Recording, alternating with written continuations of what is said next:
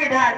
और ये भक्ति हमारे कर्मों को काटने लगती है और हमारे भजन, हमारे जब जब ऊपर बुरे संकट या कोई तकलीफ आती है तो हमारे भजन ढाल बनकर हमारी रक्षा कर लेती है।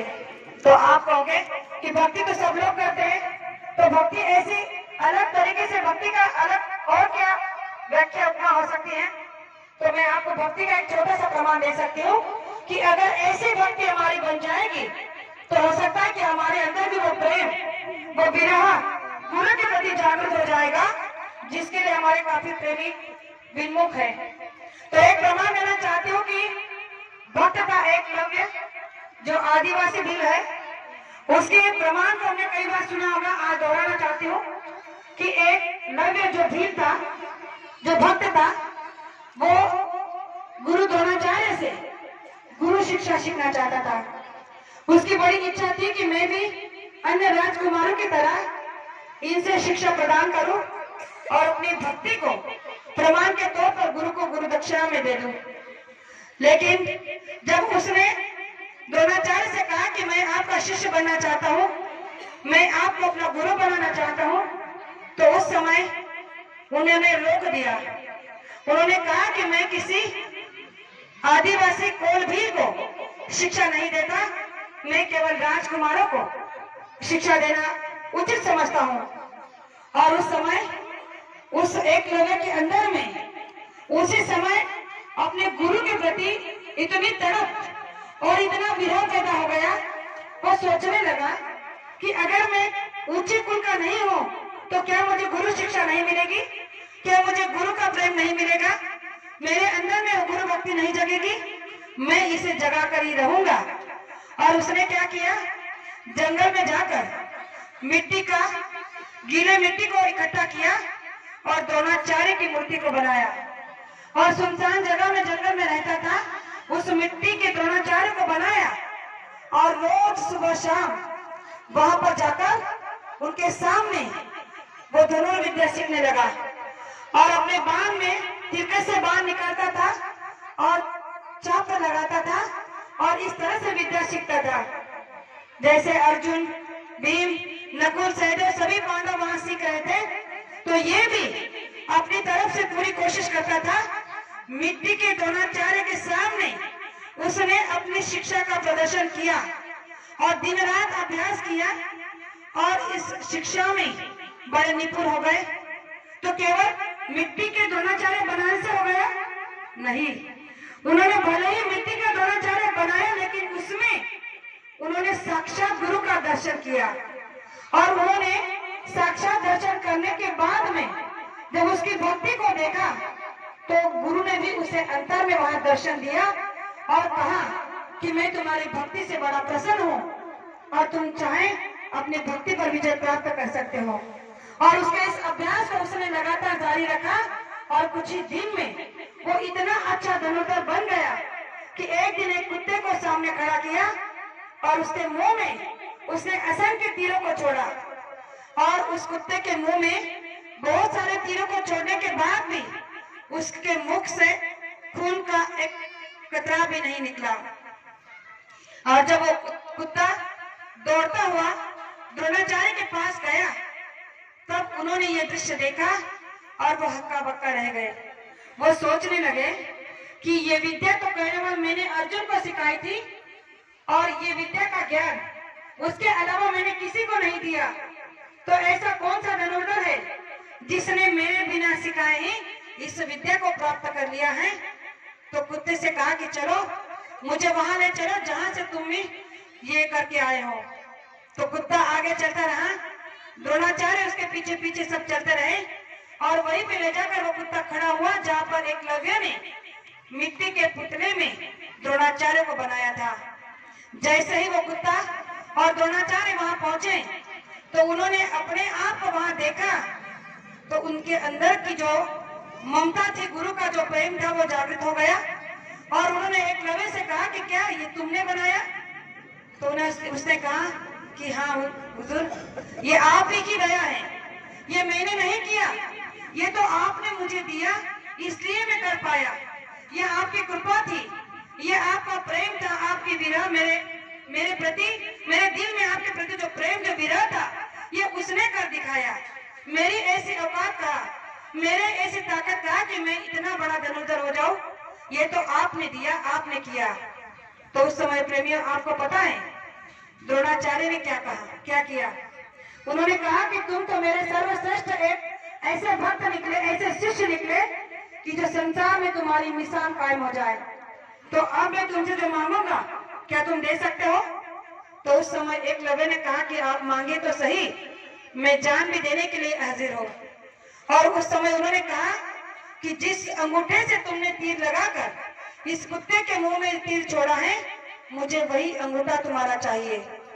प्रेमियों, उस समय एकलव्य ने अपने गुरु के मुखार में से निकले हुए शब्द को पूरा न होते हुए तीर निकाल कर, मान से तीर निकालकर अपने अंगूठे को काटकर उनके चरणों में रख दिया।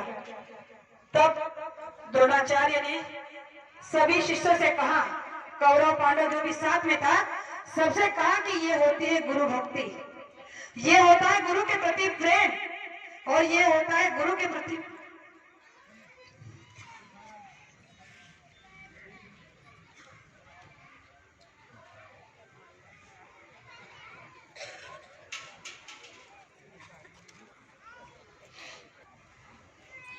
के प्रेम को देखकर द्रोणाचार्य खुश हुए और उन्होंने उसे छाती से लगाया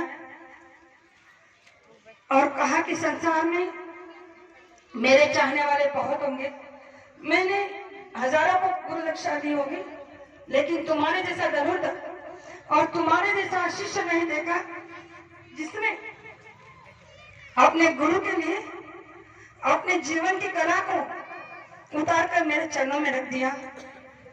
आप बताइए, अगर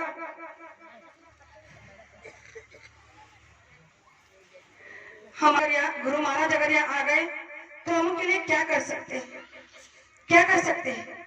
अगर गुरु महाराज ने अभी यहाँ आकर हमसे कहा कि मुझे आपका एक अंगूठा दे दो, एक आंख दे दो, एक पैर दे दो, एक हाथ दे दो, तो यहाँ कोई नहीं बैठा मिलेगा, सब भाग जाएंगे।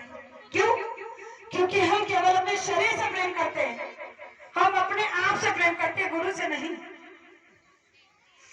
जिस दिन गुरु से प्रेम हो जाएगा उस दिन हमारी भक्ति का प्रमाण देने की जरूरत नहीं होगी।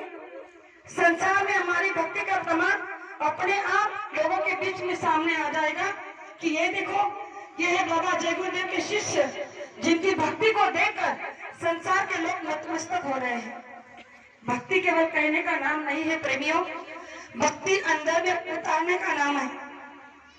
विरह केवल कहने से नहीं होता, विरह अंदर पैदा करना पड़ता है, और जिसके अंदर में गुरु के प्रति विरह पैदा हो जाता है, उसे साधना से कोई दूर नहीं कर सकता। संसार तो उसके लिए एक महज खेल है, एक मनोरंजन रह जाता है कि बस संसार मिला है, रहना है कुछ समय, लेकिन उसका हर समय प्रतिपल उसका ध्यान केवल अपने लक्ष्य की ओर रहता है, अपने गुरु की ओर रहता है। और इसीलिए मैं आप सभी से यही कहना चाहूंगी कि अपनी भक्ति का प्रदर्शन कभी मत करना। भक्ति प्रदर्शन का नाम नहीं, भक्ति दिखावे का नाम नहीं, भक्ति आत्म साक्षात्कार की कमाई है, भक्ति आत्मबल बढ़ाने का बल है। जैसे कि प्रभु राम और लवकुश के बीच में युद्ध हुआ था, तो उस समय भी लोगों ने ऐसे ही तर्क वितर्क लगा दिए। जब प्रभु राम लवकुश के आगे हार गए तो लोगों ने क्या कहा था पता है? उस समय भी कहने लगे कि प्रभु राम बच्चों के सामने हार गए। अरे उनको लगा कि हमारे बच्चे ही तो हैं, इनसे क्या जीतना। लेकिन असल में बात ये नहीं थी, क्योंकि उस समय भी भगवान राम के पास मनोबल था और लवकुश के पास में आत्मबल था, और आत्मबल के सामने मनोबल फीका पड़ गया, और इसीलिए भगवान राम को अपने ही बच्चों के सामने हारना पड़ा। क्योंकि युद्ध भूमि में युद्ध नीति में कहा जाता है कि युद्ध भूमि पर जब कोई भी लड़ने के लिए आता है, तो चाहे वो अपने सामने पिता हो, पुत्र हो, भाई हो या कोई भी हो, तो युद्ध ही युद्ध करना पड़ता है। वहां पर कोई भावनाओं के साथ खेला नहीं जाता।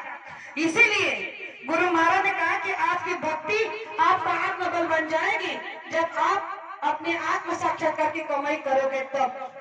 तो आत्म कमाई करने के लिए हमें गिरी के अंदर गुफाओं में जाने की जरूरत नहीं, संसार को छोड़ने की जरूरत नहीं, एक पैर पर खड़े होने की जरूरत नहीं, भूखा प्यासा रहने की जरूरत नहीं।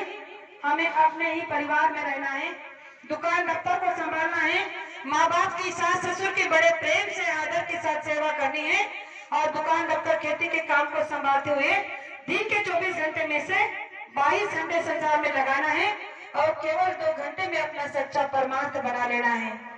हमारा सच्चा परमार्थ तभी बन सकेगा जब हम इस संसार में रहकर केवल अपने लक्ष्य की ओर ध्यान देंगे। तो हमारा लक्ष्य एक ही रहना चाहिए कि जीते जी परमात्मा का दर्शन इसी मनुष्य मंदिर में कराने का वादा जो गुरु महाराज ने किया है, इसे कैसे सफल किया जाए। गुरु महाराज ने तो वादा किया है और वो तो वादे को बखूबी निभाएंगे, लेकिन कमियां हमारे तरफ से हो रही है। हमारा ज्यादा ध्यान, ज्यादा अटेंशन हमने दुनियादारी में लगा दिया कि हम ये सोचते हैं कि कौन क्या कर रहा है, कौन क्या कह रहा है। गुरु महाराज ने बहुत पहले सब बातें कहकर रखी हैं कि आगे ऐसा होगा कि बड़ों बड़ों की बुद्धि फेल। गुरु महाराज की यह वाणी है कि आगे ऐसा खेल होगा जिसमें बड़ों बड़ों की बुद्धि फेल हो जाएगी, तो हमें अपनी बुद्धि लगाने की क्या जरूरत है। अरे भाई, समय मिला है, भजन में समय दो, ध्यान में समय दो, जो कि बड़ा अनमोल है। सांसों की पूंजी गिनकर चुनकर मिली है, अगर सांस खत्म हो गई तो सब खेल खत्म हो जाएगा, फिर गुरु से किया हुआ वादा आपका अधूरा रह जाएगा, तब आपका वादा कैसा पूरा होगा। इसलिए हम इधर उधर ध्यान न लगाते हुए केवल अपना ध्यान, अपना लक्ष्य अपनी साधना पर लगाएं, तो गुरु का दर्शन भी होगा और गुरु का परम पद भी मिलेगा। लेकिन हमने अपने आप को कैसे बना दिया है पता है। मैं आजकल वो बड़ा बता रही हूँ और जगह पर बताना जरूरी भी है कि हमारे आपकी